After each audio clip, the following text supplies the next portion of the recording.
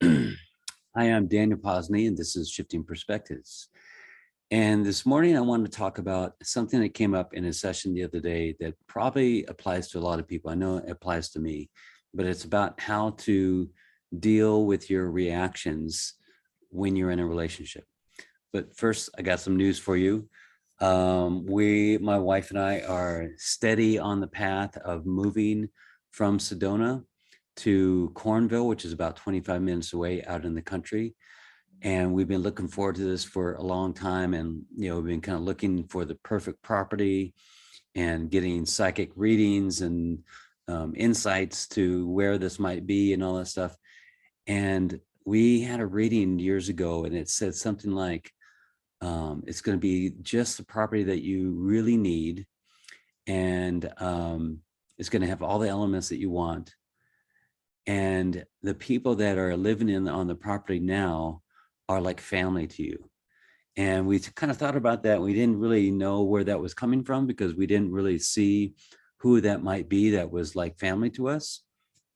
And then from a friend of a friend and another friend, they kind of passed this information on that there's this house that was going on the market. And it was out in the country in Cornville, and it has a sweat lodge on it, and it's near the creek. We have this Oak Creek that runs all year round. But it's not at the creek, so it's higher than the creek. So you're not in the flood zone, and you don't have mosquitoes. There's all these different elements to this property. And it's been cultivated for over 20 years with this couple who became like family to us. So we kind of knew about them on the fringes of Sedona and hadn't really had much time to talk with them. But when Valerie and I were sort of consecrating our medicine wheel that we brought to our house, we invited them, and Artie showed up. And we got to know each other. And then Carla, his wife, had a birthday. And then I went out to their house and found out that, they're selling their house and all this. Anyway, all this thing has happened just in a couple months, and we're moving on the 18th. And we've sold our house to somebody and getting way more money than we ever would thought that we'd get from our house. And it's allowed us to buy this other property. And so we're really looking forward to holding sweat lodges, me getting trained in sweat lodge, Valerie getting trained in sweat lodge and moon lodge for women. It just opens up so many different things for Valerie and I to step into, and to filling bigger shoes and creating more ceremony, getting more connected with the land and nature and the elements there. And everyone that has seen and been to this property just has said, this is a sacred place, man. There's got some great juju going on here. And it's right next to this sacred mountain, which has native pottery shards on it. And so it's got some history to it. So we are so excited to be the stewards or the caretakers of this land. And it just really opens up everything for us. So that's one thing. And the other thing is that in 3 days, there's going to be 7 guys coming to Sedona that are going to be joining me for a men's retreat. So if you're even thinking about that, that's something that you would want to do, let me know right away, because we're on the last stages of this, getting all the food, the lodging, all that stuff. If you do kind of want to come in at the last minute, you're going to have to share a bedroom, but it's going to totally be worth it. All the food, the lodging is all taken care of. It's in the place in West Sedona. We've got our studio, which, by the way, we are going to keep in Sedona, the studio that I'm in right now. It's going to be $2,222 for 4 days. We're going to be doing breath work and qigong and yoga and meditation and deep diving into what ails us, clearing our illnesses and our pains through addressing the emotional component. We're going to have lots of laughter, maybe some crying, but it's going to be a blast. And I've been immersed in this for a while, for about 15 years, 20 years, and really excited about bringing some guys together that are really open and ready to work on themselves and shift their life into another perspective. So that's that. So what I want to talk about is this dealing with our reactions in relationships. So first of all, you're in a relationship with everything. You're in a relationship with your computer right now. You're in a relationship with the chair that you're sitting on. And you all come from it. You see everything. Our mind sees everything with a certain perspective.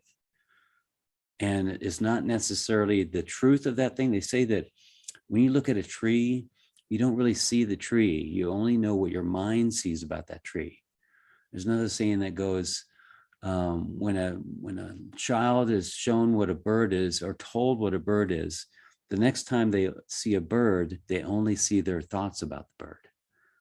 So just I want to say that just so we can kind of open this up to the idea that your mind is giving you a perception, giving you a certain idea about that thing or that thing, the thing that you have a relationship with. And it's really important for me to keep on understanding that my mind is not my friend. It should be my tool. And it has certain ideas about myself and about the person I'm in love with. And I can't really trust what my mind says. So I need to I need to stop defending what my mind is telling me about this person. So usually what we do is that we have a certain idea about something and we defend it with this passion and with this fire, with this anger sometimes. And it's our mind that has given us this thought and this belief about this person. Yes, there's probably some real emotional hardship or pain or hurt that's going on with that, but I'm more about digging into the core issue of what that reaction is coming from. So in normal coaching or counseling, you might hear, well, if you have a reaction, then just take a deep breath, and then you can look into, where that's coming from, and then you can communicate with each other so that reaction doesn't come up anymore and that kind of stuff. But I'm not about that reaction, just not allowing that reaction to come up. I kind of want to look at this in more of a radical way. I want myself to be triggered because I want to be liberated from my triggers, but they need to come up. I need to feel what that emotion is. So here's the scenario. Let's say that I'm in a relationship with someone, let's say my wife. So I'm in a relationship with my wife and she says something that makes me feel a certain way. My normal reaction would be to kind of spit back something with some energy behind it, or why did you say that? Get into an argument.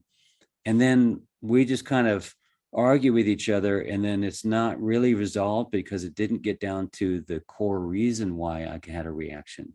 But we may resolve it by, holding each other's hands and talking gently to each other and, sharing our communication with each other, but it never really gets to solving the real issue. And the real issue is that I brought in these reactions, these patterns of mine into the relationship. And I somehow expected that they would go away if I found the right person.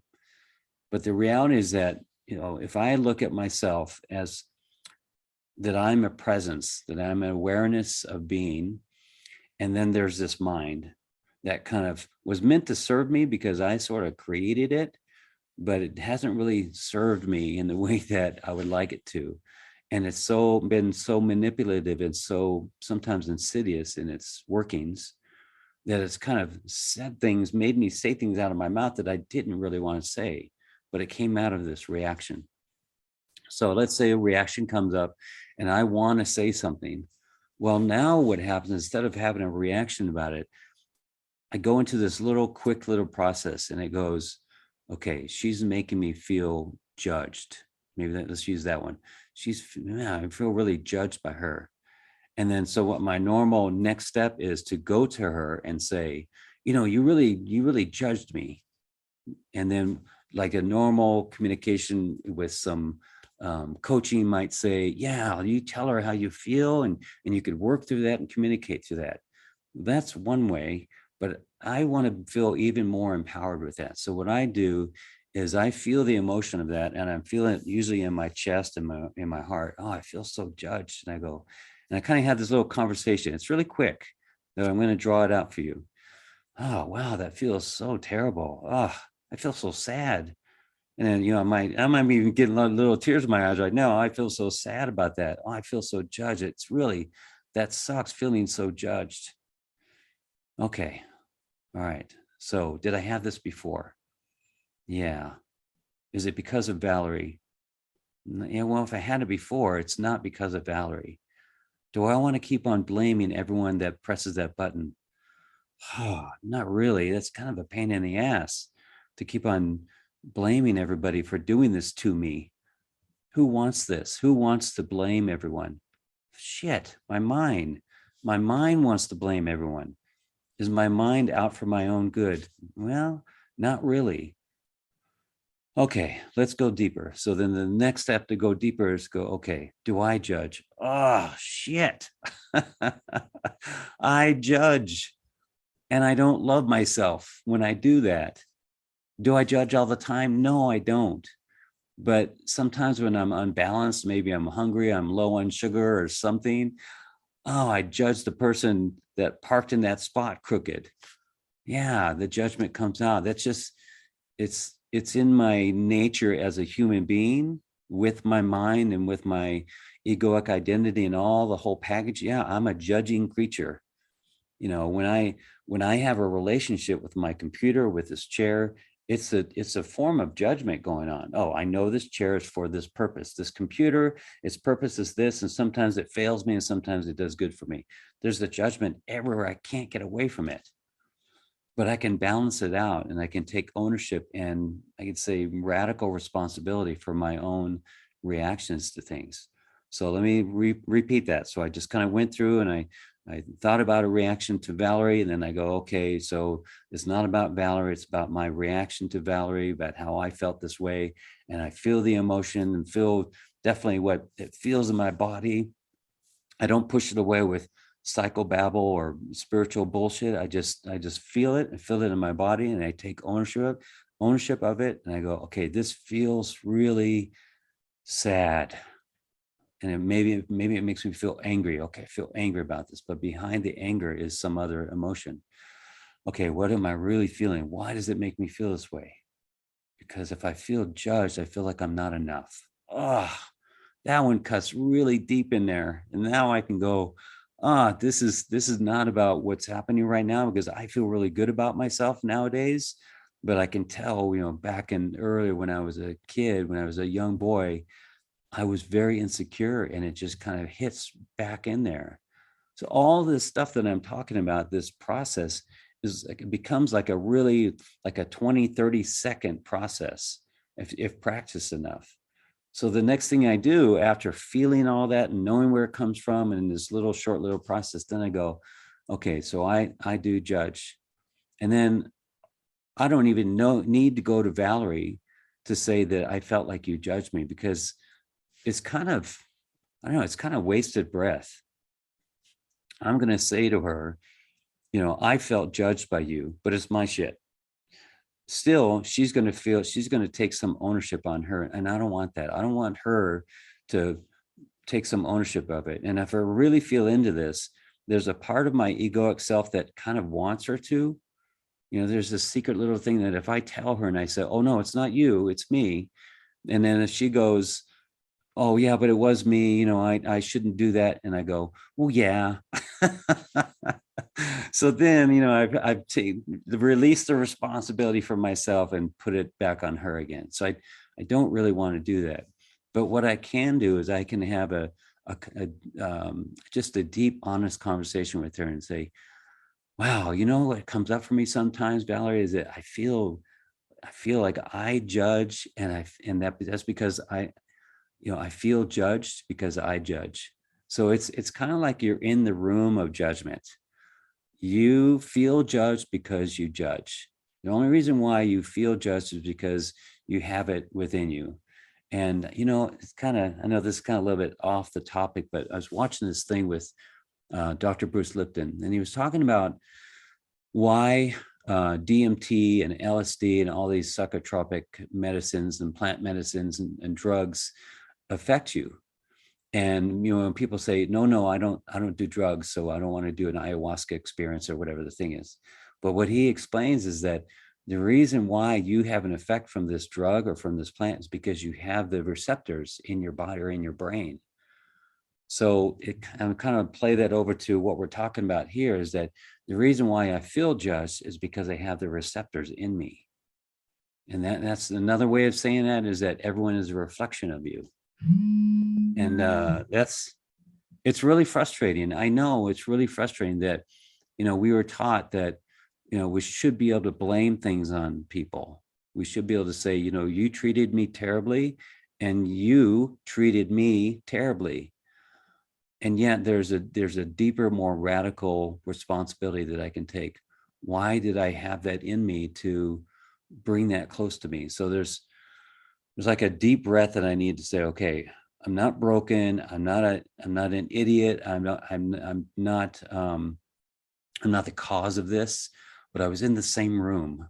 So if I kind of use that analogy or that metaphor that I was somehow in the same room, sort of like this, sort of like a narcissist is in the same room as someone that needs to speak their truth. So the person that needs to speak the truth doesn't deserve the behavior of a narcissist, but they're in the same room. And if you kind of play around with that way, you'll see that there's a common energy thing there. So back to processing that reaction. So now that I've looked at it, I've felt it, I know where it comes from. Okay, this is mine. I do have judgment about myself. Where does that come from? Because I don't feel worthy. Where does that come from? And then I kind of dig down, and really this will only take at the most 10 minutes. It's just a you kind of open up these doors and open up a door, another door, and you start to find that even if you don't remember, you can imagine at some time in your childhood between birth and 8 years old, that there was this time that you felt unworthy, that you didn't feel like you were enough. And the way that this goes is that when that little scene happened, your mind on its own kicked in the right, connected the neurons and connected the pathways and created the chemical responses to communicate with your body and make it feel in a certain way. And it created this loop, this communication, all without you knowing it. And then it just kind of run at when that little thing was pricked at, that cycle ran again and again and again in your childhood, 10, 15 years old, 20 years old, 25 years old. And every once in a while, I kept on getting poked at in the most innocuous situations, but it did. And so we can go through our lives and we can continue to blame how we feel and our reactions on other people and how they treat us and die that way. And you're usually going to die with some sort of illness or pain that is associated with that. Or you can take radical responsibility and start to look at it from a shift in your perspective. And I really mean that. It really needs to be completely maybe different than how you've been looking at things before. Instead of trying to validate and justify and back up what your mind says about you, you kind of do this. You kind of look at it and you go, what the hell? You kind of, wait a minute, hold on. I want to love and I want to be loved. What are you talking about? So I know that sounds kind of crazy, but I needed to kind of look at my mind, look at its thoughts directly, instead of just arm in arm and going along my way and speaking what my mind felt I should say. I wanted like, hold on, let's stop this whole merry-go-round and stop what's going on here and just look at these thoughts. Where did that come from?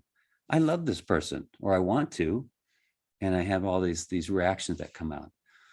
So, but what happens after this process is practice. Oh my gosh, I wish someone would have grabbed me by my shirt back then 20 years ago and said, Daniel, just keep it up, just keep practicing this, because it's not like you're going to become instantly enlightened. It's not that it's all going to be rainbows and unicorns, but I guarantee you that it's going to be a life that has so little drama and so much happiness, like real, authentic happiness that comes from just you being, and not so much what you get from people and what happens in the world, that you have this inside happiness. And I know that sounds pretty wild. Like, how can I have that kind of happiness? Well, I would have said the same thing. And I know you've heard that too, take it from me, if I can do it, you can do it. But it really is true. But you can't say that it can't happen to you, or that you can't have that kind of experience if you haven't done the work. And it's a lot of work. It's a pain in the ass work to process this stuff and look at it. but you've got someone in front of you that can help. You've got, books and movies and videos and all kinds of support now that can support this kind of process. So I think that's all I got. That's enough for this little subject. I hope that helps you, and I hope you have a most wonderful day. I love you, bless you, and thank you.